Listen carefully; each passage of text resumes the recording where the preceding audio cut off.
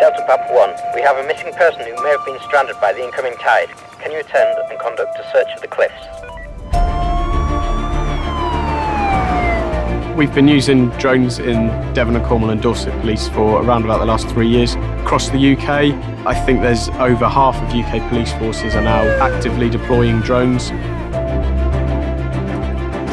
One of the biggest advantages of the new Mavic 2 Enterprise is its small dimensions for carriage, the short setup time, and its simplicity to use.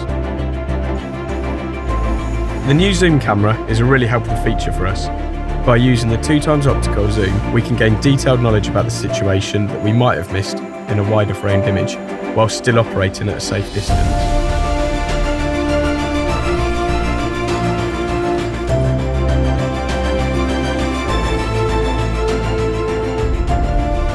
The new accessories of the Mavic 2 Enterprise have opened up the door for multiple new uses.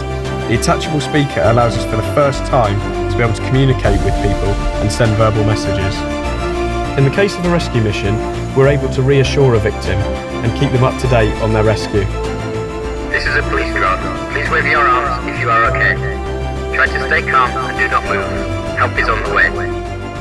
We now have a greater range with search operations. The Mavic 2 Enterprise's flight batteries provide up to 31 minutes of flight time. During a rescue mission, flight time is absolutely critical. Adding to this, the self-heating batteries that allow the Mavic 2 Enterprise to operate in sub-zero temperatures. The Mavic 2 Enterprise is equipped with an omnidirectional obstacle sensing system that helps the drone to keep a safe distance from buildings, trees, cliffs, and other objects. The ability to illuminate an area during a rescue operation will really improve the safety of those within the rescue environment, and it will help the incident commander to make much better decisions.